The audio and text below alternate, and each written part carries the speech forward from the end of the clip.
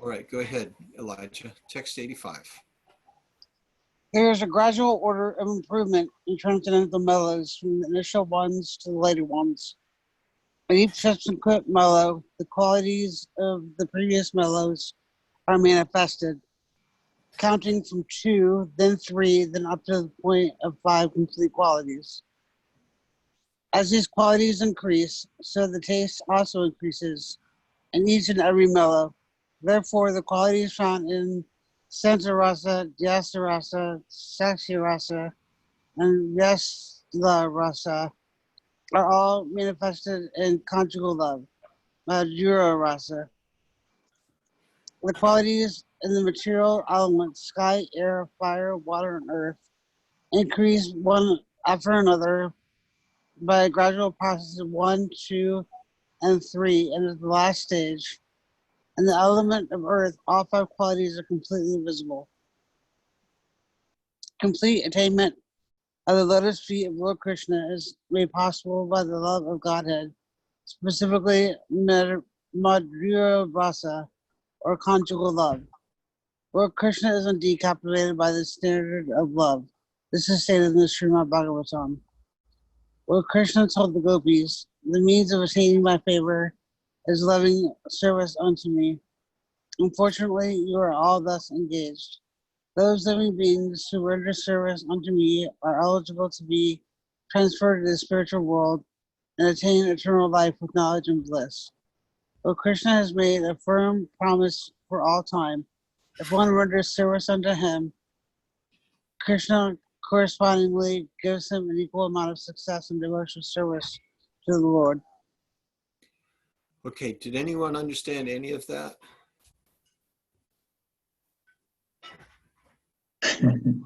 Anybody catch anything from it?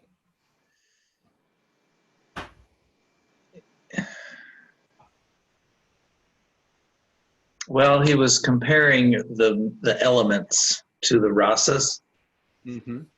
and he's saying that there's a progression, and that when you reach the topmost one, it includes all the others. Mm-hmm. And then there's a quote from Srimad Bhagavatam in verse 89.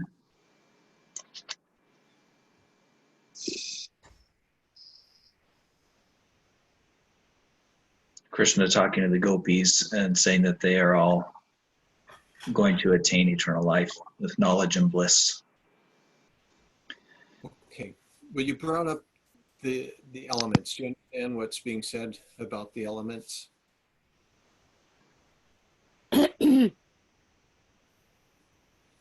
Matthew? What's the question? Do you understand what's being said about the elements? Well, not specifically. I mean, I think he said that earth is the last one. He says sky, air, fire, water, and earth increase one after another by a gradual process. Yeah, this is talked about in the Bhagavatam over and over again. And sky is the first element, and in space there is sound. It corresponds to the sense of hearing. Then the next element is air, which will also have sound and touch. You can feel the air blowing on you. Then the next element will be fire, which includes sight, along with the previous two. The next element is water, and that carries taste, along with the other 3 senses: sound, form, and touch. Then the last element is earth, which carries all 5 senses. Earth has sound in it, has form, shape, it has flavor, but it also has fragrance. There is no fragrance in water unless there's some kind of earth within it. So that's what's being said about the five mellows. So whatever you find in servitude, you also find that same element within conjugal love. Whatever you find in the other rasas, it will be there in conjugal. Okay, and then let's see, in text 90, Krishna has made a firm promise for all time if one renders service unto him, Krishna correspondingly gives him an equal amount of success in devotional service to the Lord. Now this is building up to something. So read the verse, whoever is next. Is it Matthew or Ananda? Yeah. Matthew. Okay. So 91. Yeah.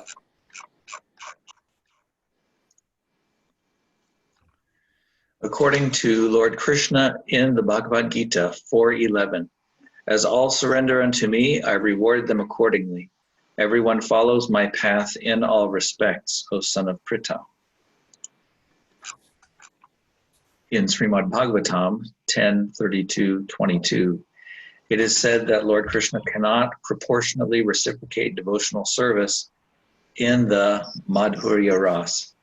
Therefore, he always remains a debtor to such devotees. When the gopis were overwhelmed with dissatisfaction due to Lord Krishna's absence from the Rasa Leela, Krishna returned to them and told them, "My dear gopis, our meeting is certainly free of all material contamination. I must admit that in many lives it would be impossible for me to repay my debt to you, because you have cut off the bondage of family life just to search for me. Consequently, I am unable to repay you. Therefore, please be satisfied with your honest activities in this regard."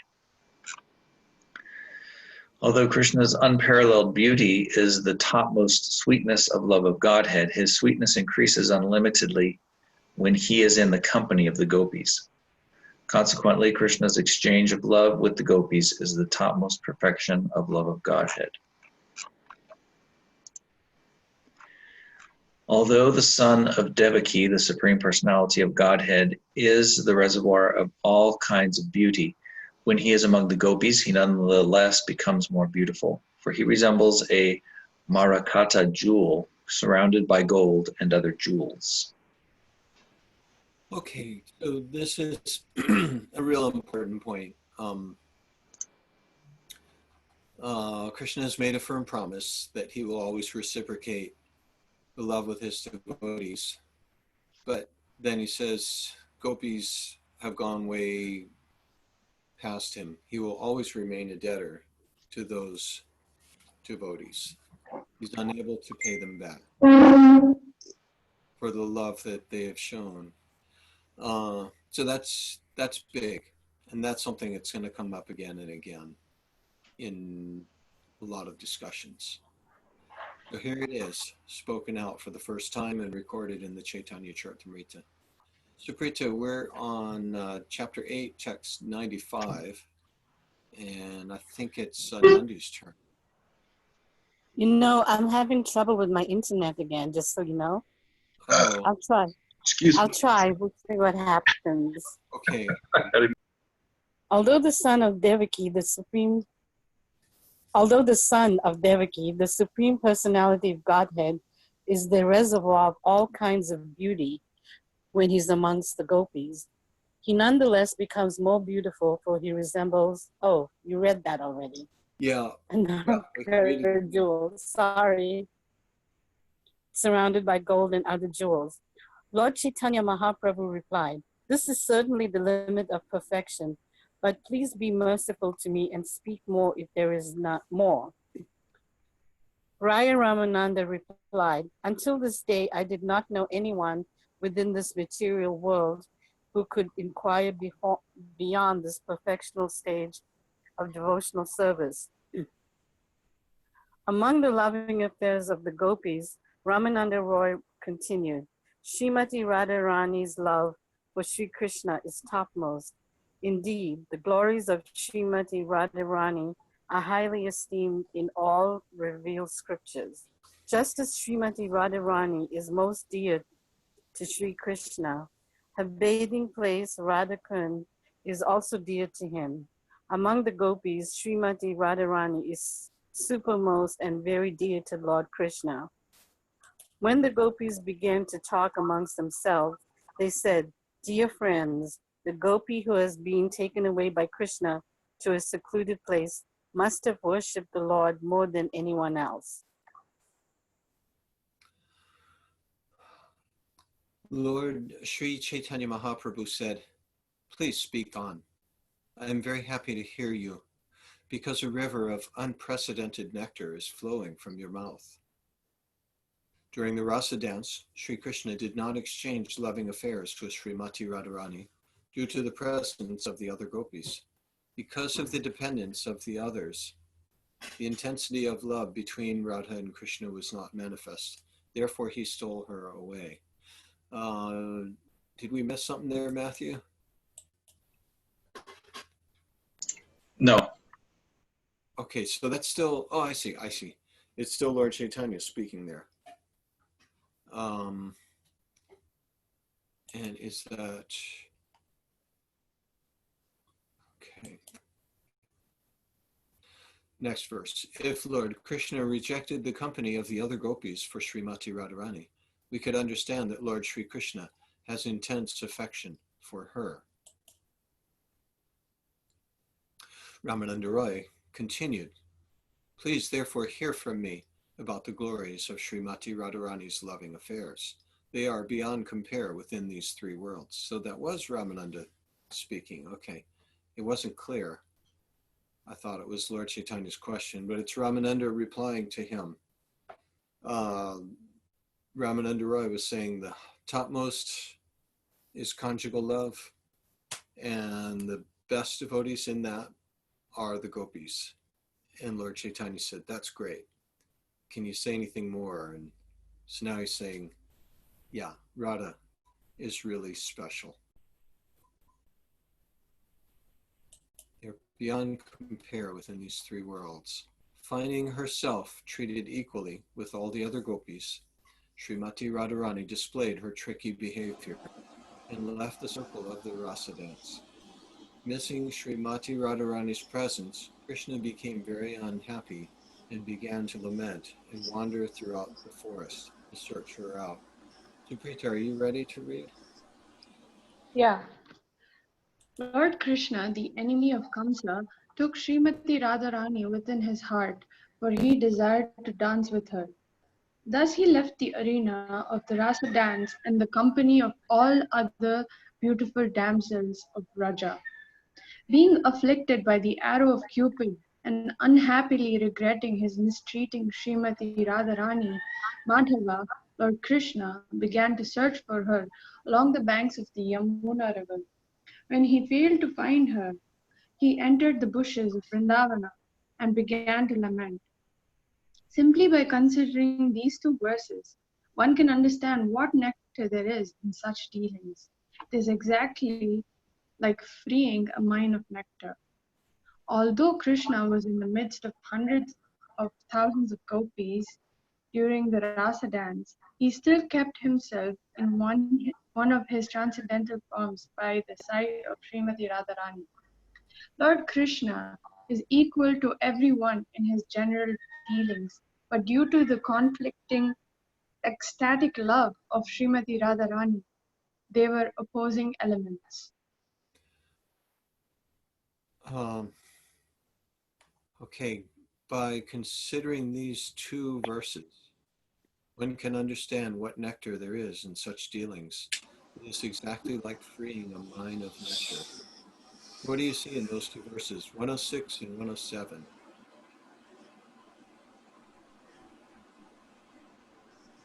Anyone, say anything.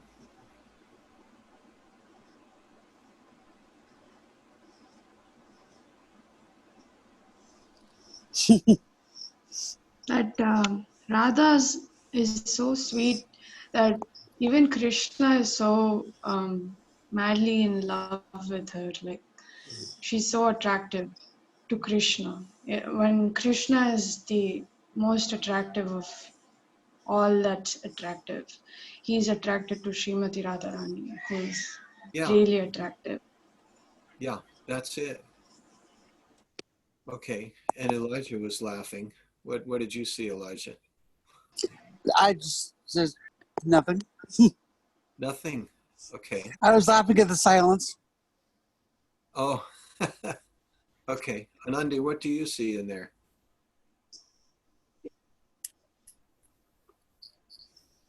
I'm sorry, I'm just spacing out on I mean, what Suprita said, you know, it's just such a mystery, really, these two things.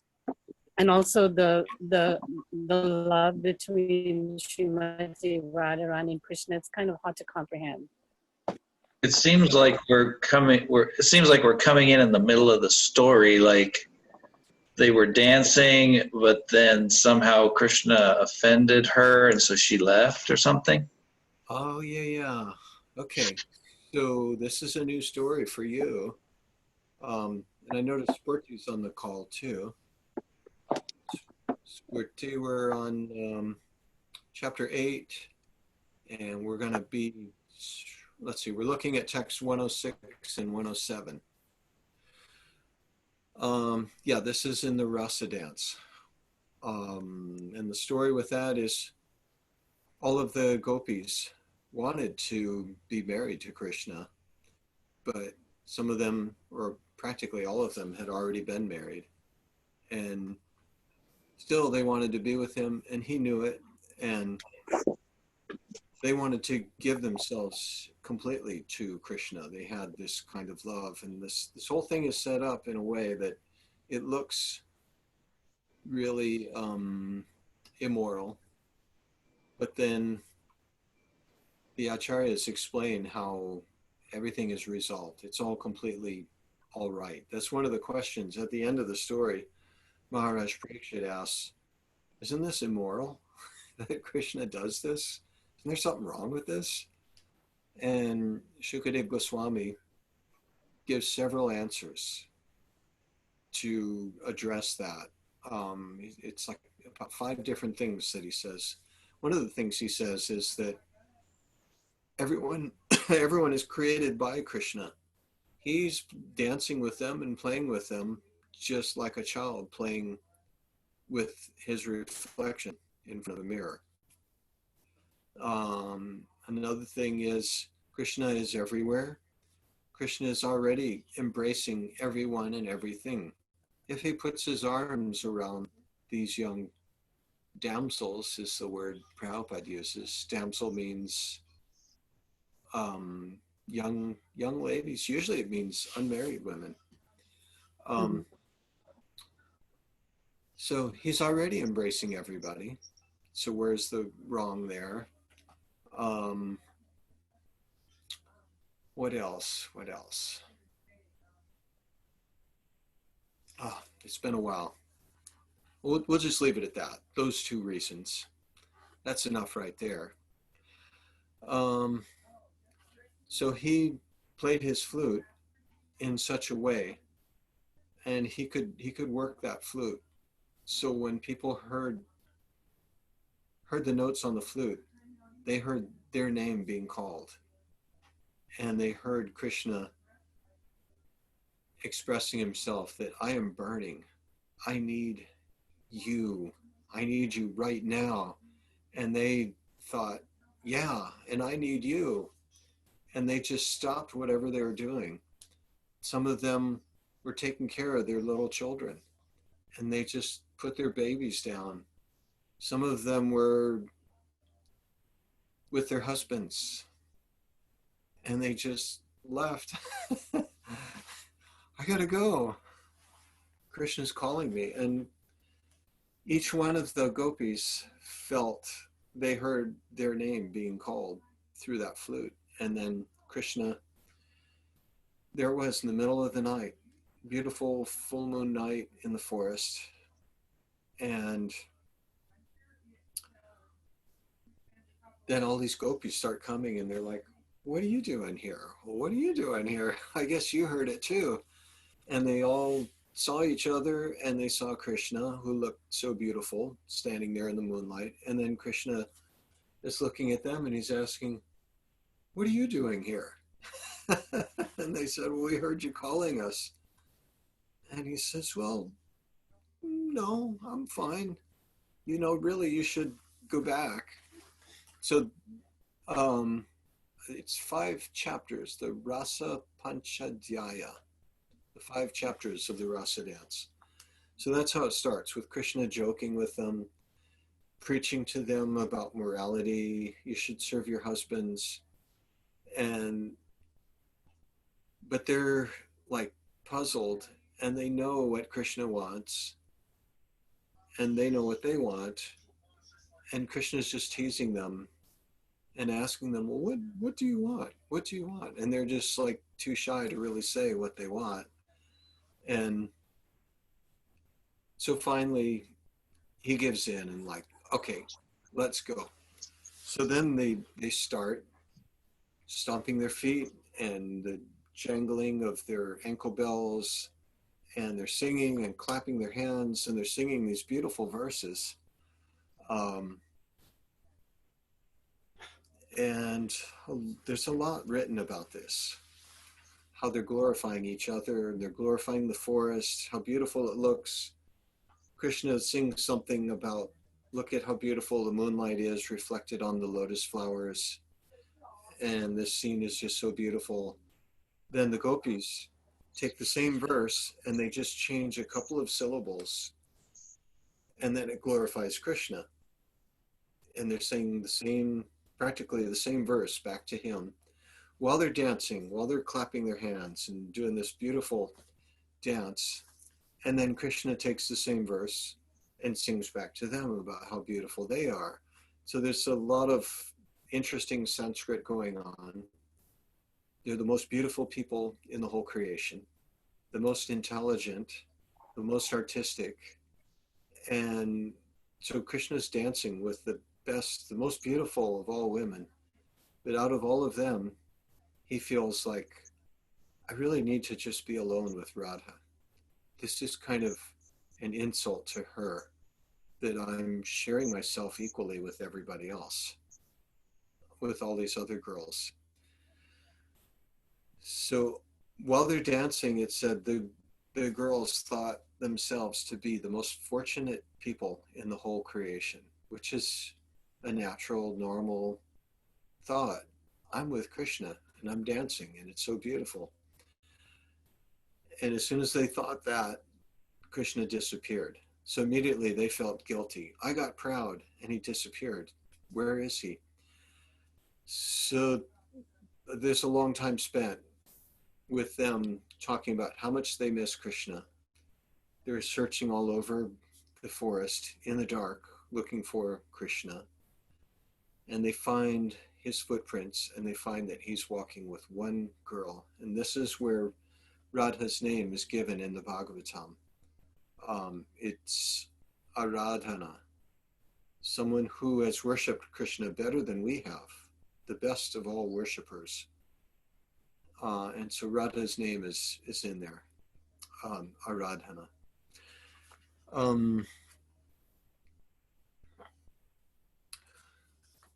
So all the gopis are like, oh, who is this fortunate person who gets to be all alone with Krishna?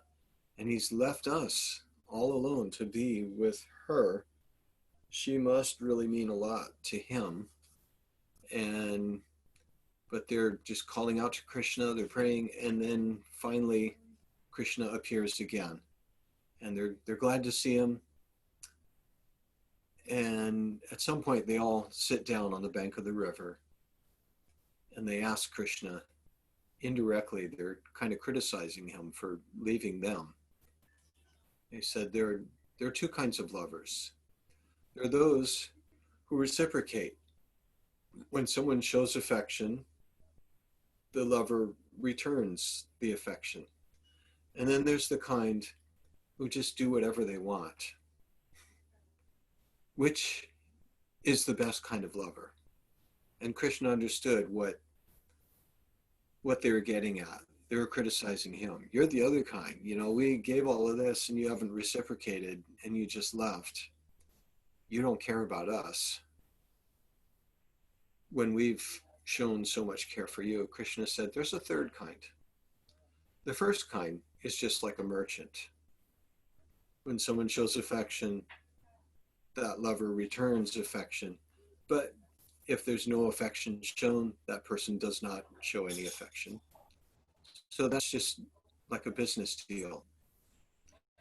The other kind, the person who doesn't reciprocate or anything, I forget what he said about him, but that's not very good. But there's a third kind. One, and he kind of describes himself. He said, I left you, but actually I was with you the whole time. I was watching you, and I did this just for you to increase your affection for me. And this is when he said that everything that you've shown, all of the emotion, the devotion that you've shown to me while I was gone, I can't repay that. Your love for me is so intense that I'm unable to repay you. And so that's what that verse was back at wherever it was, 95 or so. Okay, but now we're talking about 106 and 107. So here we have the supreme independent personality of Godhead, who's the supreme controller. But this personality, Radha, is so powerful that she controls him. She puts him in a bad mood. He feels depressed. In text 107, he talks about he becomes unhappy and regrets his mistreating her. And he begins to search for her along the banks of the Jamuna River. When he failed to find her, he entered the bushes of Vrindavan and began to lament. So those two verses are written by Jayadev Goswami in the Gita Govinda. So Lord Caitanya and Ramananda Roy, they spent a lot of time just considering verses like that and talking about them and going into deep ecstasies. So, Spurti, would you like to read text 111? You have to unmute, though. Yeah, sorry. The progress of loving affairs between a young boy and a young girl is like the movement of a snake. On account of this, two types of anger arise between a young boy and a girl. Anger with cause and anger without cause. When Radharani left the Rasa dance, out of anger and resentment, Lord Krishna became very anxious because he could not see her. Lord Krishna's desire in the Rasa Leela circle is perfectly complete, but Srimati Radharani is the binding link in that desire. The Rasa dance does not shine in the heart of Krishna without Srimati Radharani. Therefore, he also gave up the circle of the Rasa dance and went out to search for her. When Krishna went out to search for Srimati Radharani, he wandered here and there, not finding her. He became afflicted by the arrow of Cupid and began to lament. Elijah? Since Krishna's lesser desires were not satisfied even in the midst of hundreds of thousands of gopis, and he was thus searching for Srimati Radharani, we can easily imagine how transcendental qualified she is. After hearing this, Lord Chaitanya Mahaprabhu said to Ramananda Raya that for which I have come to your residence now, that for which I have come to your residence has now become an object of truth in my knowledge. Now I have come to understand the sublime goal of life and the processes of achieving it. Nevertheless, I think that there's something more ahead, and my mind is desiring to have it. Kindly explain the transcendental features of Krishna and Srimad Radharani. Also explain the truth of transcendental mellows and the transcendental form of love of Godhead. Kindly explain all these truths to me, but for yourself, no one can be certain them. And Matthew. So who's speaking here? Is it Caitanya? Asking the question? Yeah, he asked the question, kindly explain all these things to me, but for yourself, no one can ascertain them. So 121.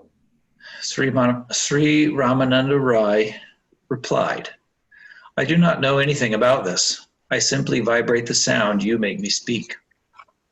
I simply repeat, like a parrot, whatever instructions you have given me. You are the Supreme Personality of Godhead Himself. Who can understand your dramatic performances? You inspire me within the heart and make me speak with the tongue. I do not know whether I am speaking well or badly. Lord Chaitanya Mahaprabhu said, I am a Maya body in the renounced order of life, and I do not even know what transcendental loving service to the Lord is. I simply float in the ocean of Mayavada philosophy. Due to the association of Sarvabhauma Bhattacharya, my mind became enlightened. Therefore, I asked him about the truths of transcendental loving service to Krishna. Anandi. Let's see if you're working it. No, we don't hear. Are we on 126? 126, yes. Oh.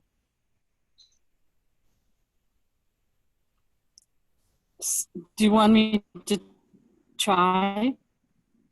Yeah, let's try. Okay. Sarvabhauma Bhattacharya told me, I do not actually know about the topics of Lord Krishna. They are all known only to Ramananda Roy, and he is not present here. Lord Sri Chaitanya Mahaprabhu continued, after hearing about your glories, I have come to your place, but you are offering me words of praise out of respect for a sannyasi, one in the renounced order of life. Whether one is a brahmana, a sannyasi, or a shudra, regardless of what he is, he can become a spiritual master if he knows the signs of Krishna. Sri Chaitanya cheat me, thinking of me as a learned sannyasi. Please satisfy my mind just describing the truth of Radha and Krishna. Sri Ramananda Roy was a great devotee of the Lord and a lover of God. And although his mind could not be covered by Krishna's illusory energy, and although he could understand the mind of the Lord, which was very strong and intense, Ramananda's mind became a little agitated. Sri Ramananda Roy said, I am just a dancing puppet, and you pull the strings. Whichever way you make me dance, I will dance. Let's see, text 128. Let's go back to that and look at the purport. This is a pretty important verse. Prabhupada quotes it a lot. And wow, it's a long purport.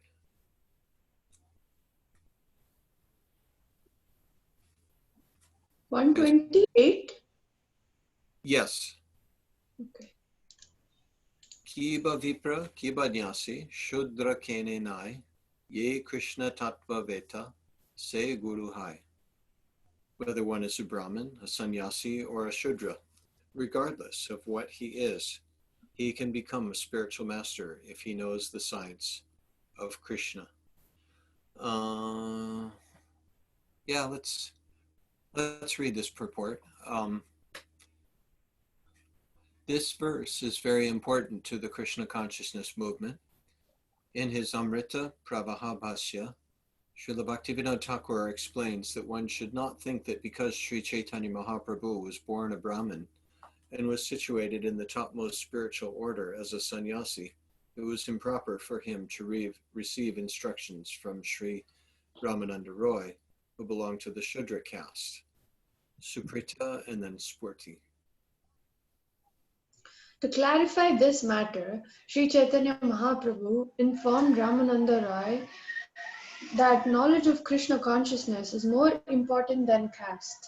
In the system of Varnashrama Dharma, there are various duties for the Brahmanas, Kshatriyas, Vaishyas, and Shudras.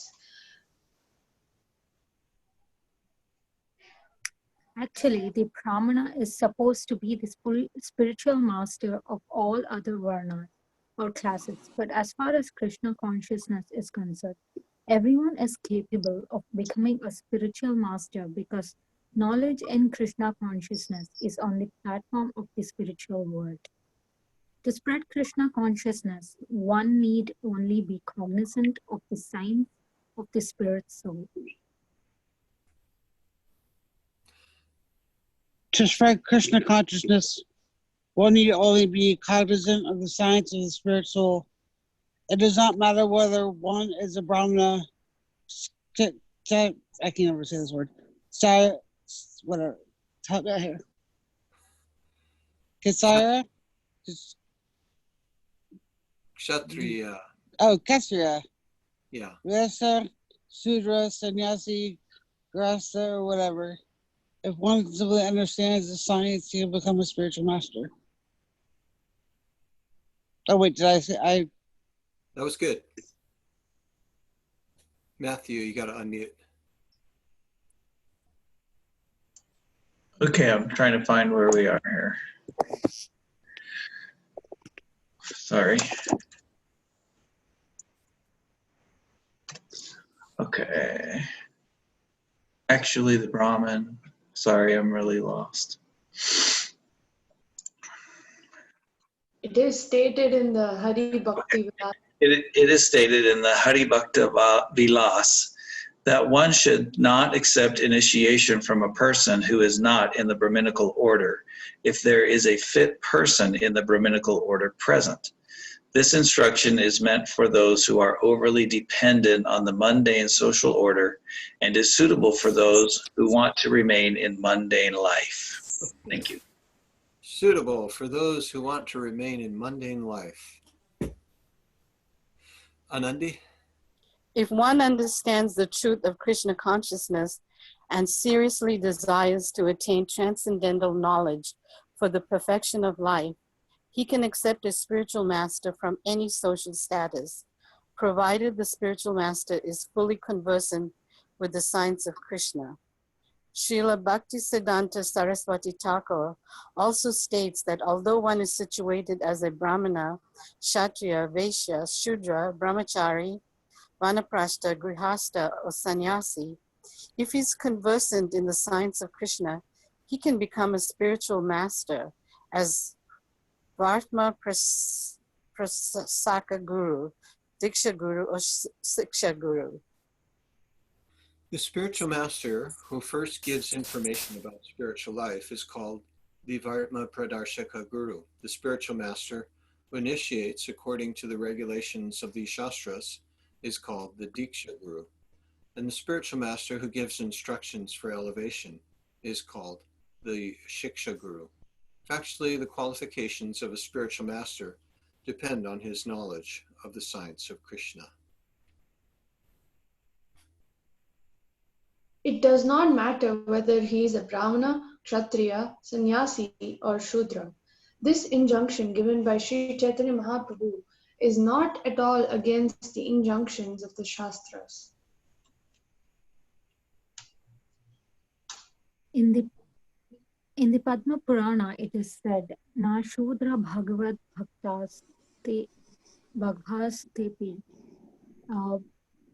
I am bad with Sanskrit, sorry. Bhagavatottamaha Sarva Varnesu Te Shudra Yena Bhakta Janardane. One who is actually advanced in spiritual knowledge of Krishna is never a Shudra, even though he may have been born in a Shudra family.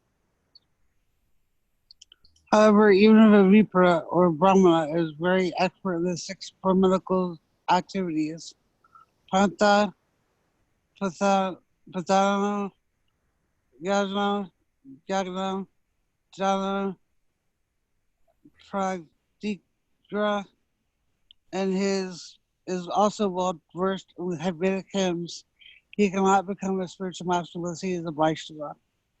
But if one is born in the family of Kandalas, he is yet as well versed in Krishna consciousness. He can become a guru.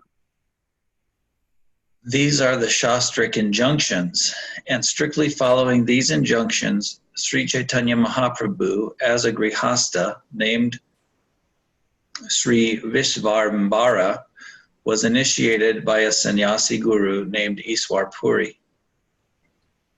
Similarly, Sri Nityananda Prabhu was initiated by Madhavendra Puri, a sannyasi.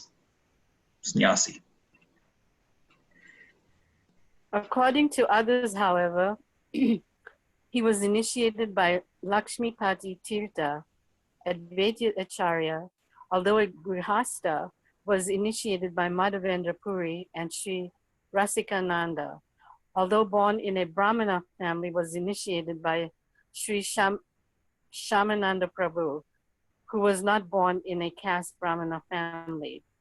There are many instances in which a born Brahmana took initiation from a person who was not born in a Brahmana family. The Brahminical symptoms are explained in Srimad Bhagavatam, wherein it is stated, Yasya lal lakshanam proktam punksho varna vivyanjakam yad anyatrapi drishyeta tat tenaiva vinirdishet. If a person is born in a Shudra family but has all the qualities of a spiritual master, he should be accepted not only as a Brahmin, but as a qualified spiritual master also. This is also the instruction of Sri Chaitanya Mahaprabhu. Srila Bhakti Siddhanta Saraswati Thakur therefore introduced the sacred thread ceremony for all Vaishnavas according to the rules and regulations.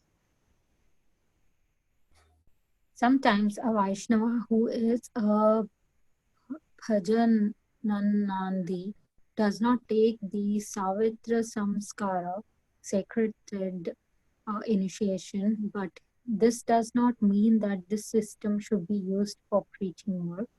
There are two kinds of Vaishnavas, Bhajananandi and Ghostly Anandi. A Brahmanandini is not interested in preaching work, but a ghostly Anandi is interested in spreading Krishna consciousness to benefit the people and increase the number of Vaishnavas. A Vaishnava is understood to be above the position of a Brahmana. As a preacher, he should be recognized as a Brahmin. Otherwise, there may be a misunderstanding of his position as a Vaishnava. However, a Vaishnava Brahmin is not selected on the basis of his birth, but according to his qualities. Unfortunately, those who are unintelligent do not know the difference between a Brahmana and a Vaishnava. They are under the impression that unless one is a Brahmana, he cannot be a spiritual master. For this reason only, Sri Chaitanya Mahaprabhu makes this statement in this verse, Kiba Vipra, Kiba Nyasi, Shudra Kene Nai, Ye Krishna Tattvaveta, Se Guru Hai. If one becomes a guru, he is automatically a Brahmin.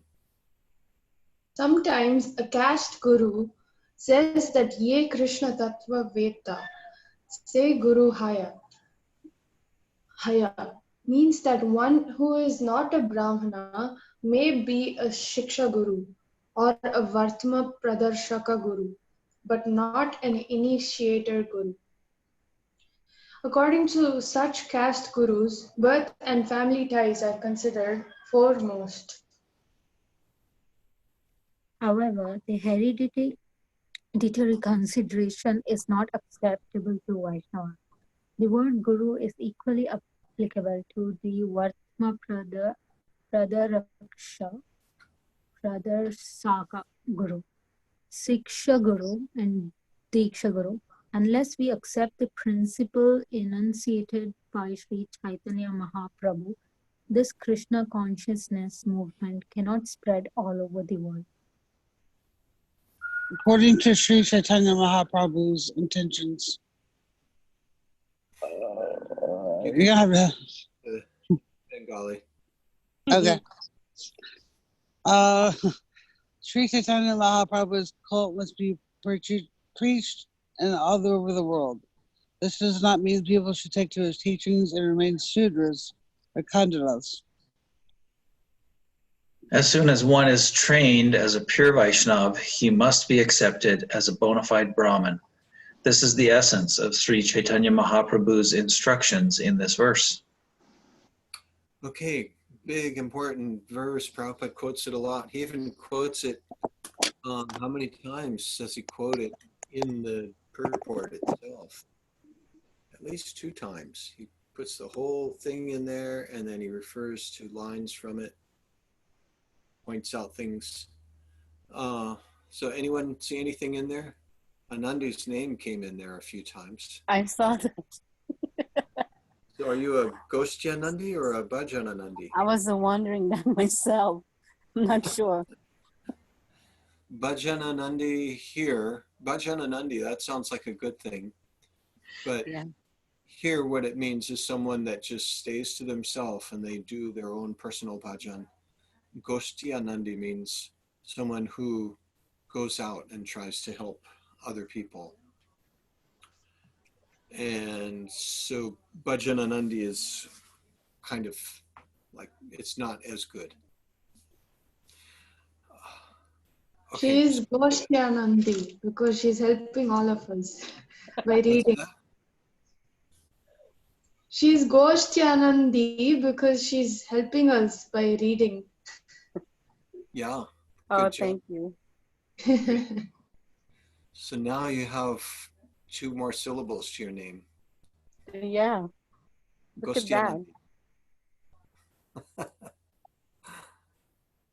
But it is a pretty revolutionary text, 128, that you can be a Shudra or a Brahmana or whatever, and if you know, you can become a spiritual master if you know the science of Krishna. So the Westerners, right, who are obviously born as meat eaters, etc., once they became Krishna conscious, and I mean, they became first-class spiritual masters, right? And a lot of them. Yeah. Not 1 or 2, many. Yeah. Thanks for noticing that, and also noticing that it's all here in the purport. And then Prabhupada also says, let's see, the last, maybe the 3rd to the last sentence in the purport. This does not mean that people should take to his teachings and remain Shudras or Chandalas. As soon as one is trained as a pure Vaishnav, he must be accepted as a bona fide Brahmin. Right. So don't remain like a Shudra. And a Chandala, who knows what a Chandala is? Like a outcast? Yeah, Suprita, what were you going to say? Dog eater, I think. Yes, someone that eats dogs. Who eats dogs? Nobody does. Babies eat dogs. Chandals eat dogs. Oh God. And the word, there's a Sanskrit word for it also, swapacha, something like that. And it's used in a few verses, and it says, and that's what he's talking about here, is one of those verses that say, let's see, a guru may have all of the qualifications. Let's see, it was the one that Elijah read. A guru may have the 6 qualifications of patan, yajan, dana, pratigraha. There we go. Nashudra Bhagavad Bhaktas Tepi Bhagavatotama Sarvavarne Shute Shudra Yena Bhakta Janardane. That's the Padma Purana. One who has actually advanced in spiritual knowledge of Krishna is never a Shudra, even though he may have been born in a Shudra family. However, if one is a Vipra or Brahmin and is very expert in the 6 Brahminical activities, and is also well versed in the Vedic hymns, he cannot become a spiritual master unless he is a Vaishnav.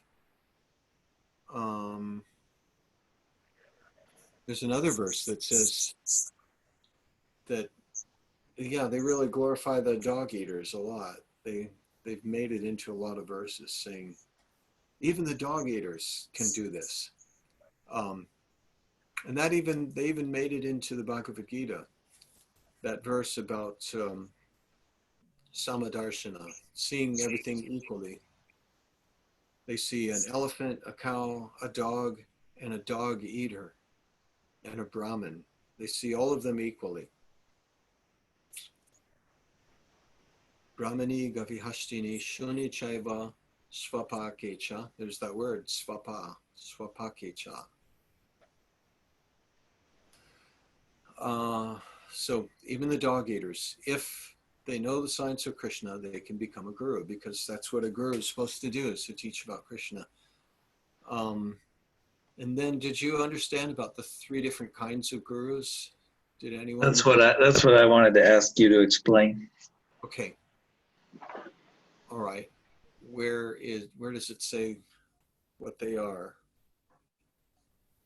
It mentions them in a few places.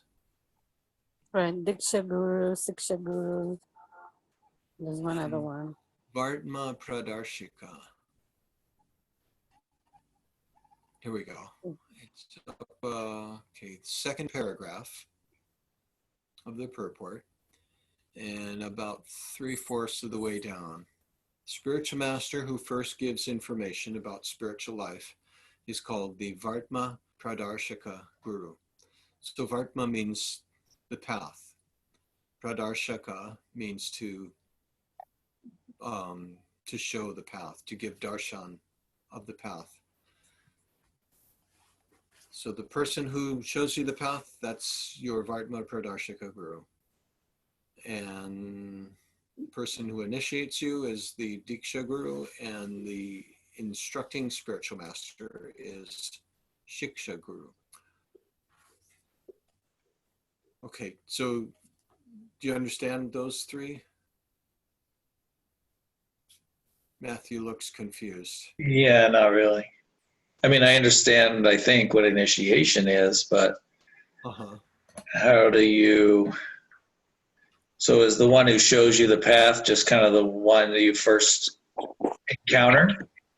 Yeah, the person that just brought you into the temple and said, hey, this is really cool. Check this out. And then how do you end up with a Shiksha Guru after you've been initiated? The person that you spend a lot of time listening to. Mitra Prabhu is our Shiksha Guru right now. Right And there's now, more than sort one of them, right? Yes, you can have multiple Shiksha Gurus, yeah. Yeah, there's multiples of them. Yeah. And Anandi Can is... one person be all the 3? Yes. Yeah. And Anandi is our Goshtya Anandi Shiksha Guru. Making a really good point. That's so funny. I'm going to get a t-shirt with that. Nobody will understand. The only grown up here in the group. That's right. And next Sadhu Sangha.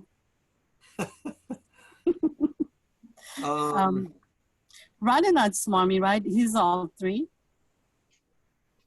He is I all was 3? thinking with him, yeah. Yeah, because he initiates and then he introduces people to the path, and he also gives lots of lectures. Right. Then Well, but by introduction to the path, it could be just some small, innocent, unassuming person that just says, I like this, I do this, let me just show you what I do. And by their reaching out and offering that to you and helping you along, and they're being in the right place and you being in the right place at the right time, then they get that credit. And to be the Vartma Pradarshaka Guru, that's the best deal, because you get everything that all of the people that you've brought in, you get some credit for them. It's like a multi-level marketing pyramid scheme kind of thing. Well, Raghunath must have a lot then. Raghunath, oh yeah. Oh man, for sure. He is definitely, yeah. definitely Vartma Pradarshika Guru. I guess he'd be mine. Yeah, yeah. He brought a lot of people in, and then Diksha Guru gives the mantra, and really, actually, the Shiksha Guru is the most important. Yes. You know, the person that you're getting a lot of instruction from. That's the one. You know, you want to choose that carefully and get good, pure, clear instructions.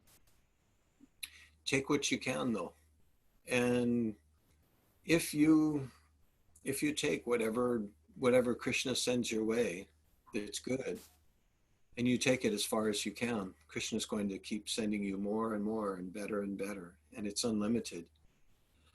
And this conversation with Lord Caitanya and Ramananda Roy, this is like the pinnacle of how far this goes.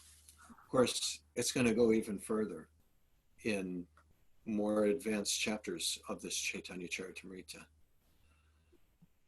And then, so now that we sort of have a better idea of what those three things are, let's go to the last paragraph of the purport. This is where Prabhupada really makes his point. Let's see, if one becomes a guru, he's automatically a Brahmin. Sometimes a caste guru says that Ye Krishna Tattvaveta Se Guru Hai means the one who is not a Brahmin may become a Shiksha Guru or a Vartma Pradarshika Guru, but not an initiator guru. According to such caste gurus, birth and family ties are considered foremost. However, the hereditary consideration is not acceptable to Vaishnavas. The word guru is equally applicable to the Vartma Pradarshika Guru, Shiksha Guru, and Diksha Guru. Now here's the main point I see in this purport. Unless we accept the principle enunciated by Sri Chaitanya Mahaprabhu, this Krishna consciousness movement cannot spread all over the world. According to Sri Chaitanya Mahaprabhu's intentions, this cult must be preached all over the world. Okay. So Prabhupada, from the very beginning, was always so against using the word Hindu when he's saying, this is not Hindu philosophy, this is Sanatana Dharma. This is the Dharma for everybody. It's not just for Hindus. Nowhere in the Bhagavad Gita do we find the word Hindu. Nowhere in the Vedas do we hear Hindu. And the reason he was saying that, that's what I saw, was he didn't want Americans to feel excluded. He didn't want Australians to feel excluded. Although our Australians are missing today. I'm still in touch with them though. They're still in the game. He didn't want South Americans, British, Germans. He didn't want anyone to feel excluded by not being a Hindu, not being born in a Hindu family. He wants this to spread all over the world. And unless the word guru is equally applicable to all three kinds of gurus, unless we do that, we will not be able to spread this movement all over the world, because we need gurus everywhere. Everyone should become a guru. In the last couple chapters, we heard Lord Chaitanya telling everyone, you become a guru. Just repeat what you know. Help other people. You know something. Sometimes devotees will say, well, I don't know much at all. And there's one leader who said, I want you to go and open a temple over there in that city. And the devotee said, but I don't know much. And the leader said, you know more than those people. Go out there and tell them what you know. And by the time they know as much as you know, you're going to know a little bit more. And you teach them that. And you just keep going until they're smarter than you are. But just go and spread that around. And so that was the mission back when Prabhupada was with us. Whatever little bit you know, go Go and tell everybody. He talked about little Saraswati, who was only 2 years old. Remember what he said about her? Anybody? She was traveling. She was the daughter of Malati and Shyamasundar when they were traveling all over India. And so this little 2-year-old girl, they would have kirtans in India. Great big crowds would come to see them doing, the Westerners doing the kirtan. And here's this 2-year-old girl dancing around up on stage. And that completely charmed them. But Saraswati would go up to random people and ask, do you know who Krishna is? And they would say, well, no. And she would say, he is the Supreme Personality of Godhead. And Prabhupada said, that is perfect preaching. She's just 2 years old. That's all she knew. And Prabhupada was really happy with that. And so he encouraged everybody to do that. Just whatever little bit you know. Okay, everybody become a guru, become a Goshtiya Nandi. And that's how this is going to spread. And it's wide open to everybody. Doesn't matter if you're born in a family that eats dogs. And when Prabhupada was pretty new in America, there's these lectures from the early days, and they're a little different. I felt like, okay, this is a little glimpse of how he would speak in India. He was reciting the prayers of Prahlad to Lord Nrsingadev. And somewhere in there, Prahlad said, even a dog eater can, whatever, can approach you. So Prabhupada was talking about dog eaters, and he said, and he mentioned the country, maybe it was Assam or somewhere. He said, and then Prabhupada gives a recipe for a dog. He says they feed the dog first on a lot of rice mixed with molasses, and then so that the dog will suffocate after eating so much rice. And then they put a stick through him and put him over the fire and roast and make a very nice dog cake. So he just kind of said it like a joke, and like, you know, would anyone like some dog cake? It was just like a little side curiosity thing that he wanted to tell, a little side story. So I think it's my turn. And where did we leave off? 130 and 131, I think. Yeah. And then I read 132. Ramananda Roy said, I'm just a dancing puppet, and you pull the strings. Whichever way you make me dance, I will dance. My dear Lord, my tongue is like a stringed instrument, and you are its player. Therefore, I simply vibrate whatever arises in your mind. Ramananda Roy then began to speak on Krishna Tattva. Okay, because Lord Caitanya asked him, explain more about Krishna and about Radha. So now he's going to speak about Krishna.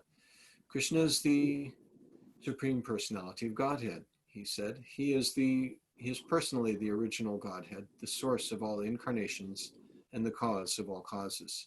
There are innumerable Vaikuntha planets as well as innumerable incarnations. In the material world also, there are innumerable universes, and Krishna is the supreme resting place for all of them.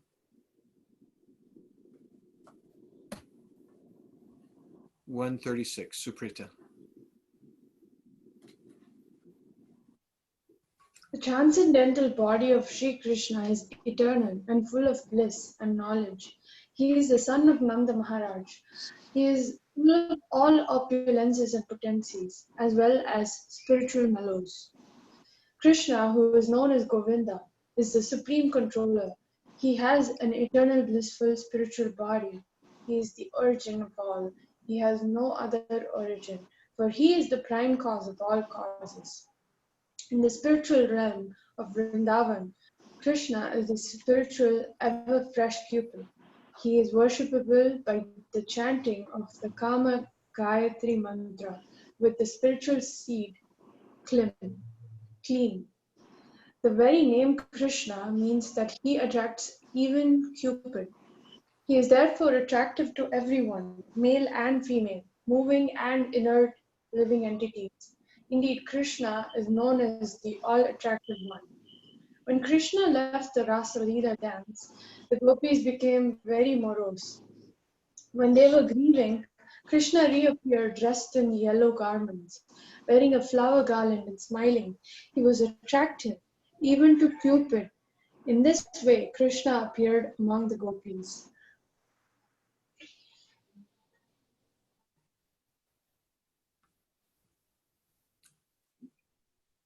Spurti. Yeah. Each and every devotee has a certain type of transcendental mellow in relation to Krishna. But in all transcendental relationships, the devotee is the worshipper, Ashraya, and Krishna is the object of worship, Vishaya. Let Krishna, the Supreme Personality of Godhead, be glorified. By the virtue of his expanding attractive features, he subjugated the gopis named Taraka and Pali and absorbed the minds of Shyama and Lalita. He is the most attractive lover of Srimati Radharani and is the reservoir of pleasure for devotees in all transcendental mellows. Krishna is all attractive for devotees in all mellows because he is the personification of the conjugal mellow. Krishna is attractive not only to all the devotees but to himself as well. My friends, just see how Krishna is enjoying the season of spring. With the gopis embracing each of his limbs, he is amorous love personified. With his transcendental pastimes, he enlivens all the gopis and the entire creation. But with his soft bluish black arms and legs, which resemble blue lotus flowers, he has created a festival for Cupid. He also attracts Narayana, who is the incarnation of Shankarasana and the husband of goddess of fortune. He attracts not only Narayana but also all women, headed by the goddess of fortune, the consort of Narayana. Addressing Krishna and Arjuna, Lord Mahavishnu, the Mahapurusa, said, I want to see both of you, and therefore I have brought the sons of the Brahmana here. Both of you have appeared in the material world to reestablish religious principles, and you have both appeared here with all your potencies. After killing all the demons, please quickly return to the spiritual world. O Lord, we do not know how the serpent Kalia attained such opportunity to be touched by the dust of your lotus feet. For this end, the goddess of fortune performed austerities for centuries, giving up all other desires and observing austere vows. Indeed, we do not know how the serpent Kalia got such an opportunity. Lord Krishna's sweetness is so attractive that he steals away his own mind. Even he wants to embrace himself. Upon seeing his own reflection in the bejeweled pillar of his Dwarka palace, Krishna desired to embrace it, saying, Alas, I have never seen such a person before. Who is he?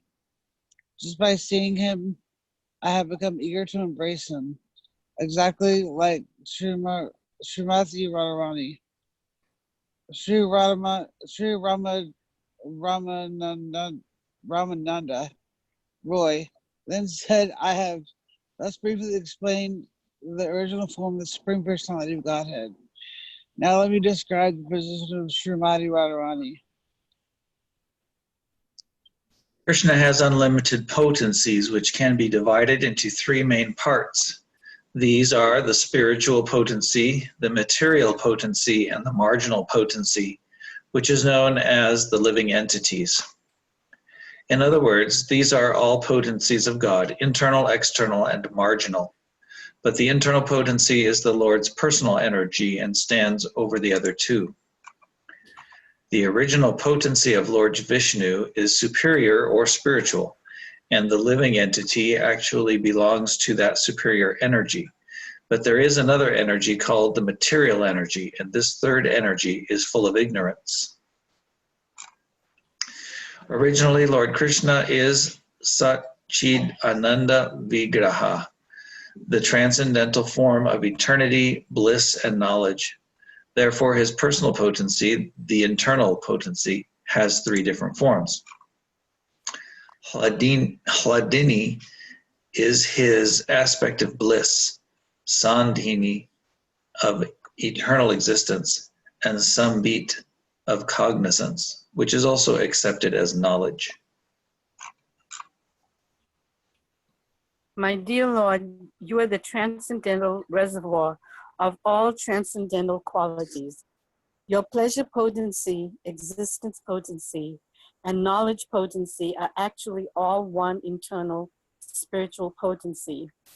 The conditioned soul, although actually spiritual, sometimes experience pleasure, sometimes pain, and sometimes a mixture of pain and pleasure. This is due to his being touched by matter. But because you are above all material qualities, these are not found in you. Your superior spiritual potency is completely transcendental. And for you, there is no such thing as relative pleasure, pleasure mixed with pain, or pain itself. The potency called Hladini gives Krishna transcendental pleasure.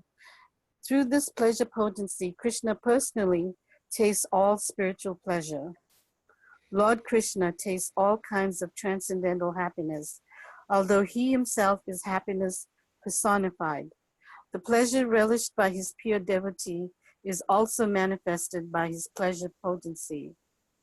The most essential part of this pleasure potency is love of Godhead, prema.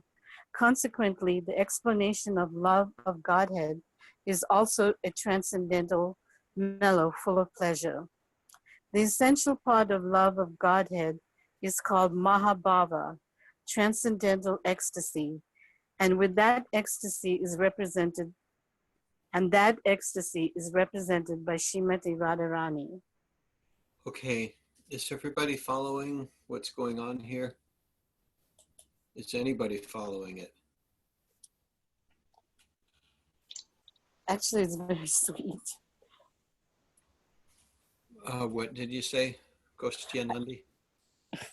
I said it's very sweet that when he sees the reflection of himself, he wonders who that is and he wants to embrace it. I mean, it's just, it's such a beautiful description of his Hladini Shakti, all the pleasure potencies. You know, it makes you feel inspired to be on this, or to nurture this bhakti. Mm-hmm, mm-hmm. Yeah, that was a few verses back, and Ramananda Roy What's marginal potency? Okay, that's a few verses back also. Let me address this first, and then we'll get to that. Ramananda Roy was talking about how Krishna is so beautiful that he is beautiful even to his expansions of Sankarshan, Mahavishnu. And then there's a quote from the 10th canto of the Bhagavatam, whereby Mahavishnu arranged this whole thing so that Krishna and Arjuna would come to visit him. He had stolen away the sons of this Brahmin, and the Brahmin came and complained. And Arjuna said, I'll protect you, I'll protect your sons. But he needed Krishna's help to retrieve the sons after they died. And so Mahavishnu saw Krishna and Arjuna, and then he said, I did all this just so I could look at you. And then he said, Krishna is even attractive to his own self. And then it talked about him seeing his reflection. Then he talks about the three energies. So he said, now I will speak to you about Radha. There are three main energies, the internal, the external, and the marginal. Internal energy is the spiritual world, the spiritual realm. The external is everything unconscious, dead, dull matter, the five main elements. Marginal energy is us. We can identify with matter, and we look at our body, which is made of matter, and we think this is me. We are marginal. We can be influenced by matter, or we can be influenced by internal energy, by Krishna. Did that answer your question, Sporty? Okay. Yeah. Let's see. It's sometimes called the Tatastha Shakti. And so then out of those three energies, then he says, now we're going to talk about the spiritual energy, the internal energy. And the internal energy is also divided into three: Sat, Chit, Ananda, eternity, bliss, and knowledge. And then the terms used are Ladini, Samvit, and Sandini. And the Ladini potency is the pleasure potency of the Lord. He tastes all kinds of happiness through that. And the essential part of love of Godhead is called Mahabhava, transcendental ecstasy. And that ecstasy is represented by Srimati Radharani. We're getting into some deep esoteric stuff. She is a mood. So you're not going to fully understand this. You're going to read this and we're going to okay, we're just going to kind of smell it, sort of, and wave to it as it's flying by us. We're not going to get it. And I think maybe we should end here tonight. Okay. Because there's something really good that comes up as part of this discussion. I don't want us to be tired when we go in there. So we'll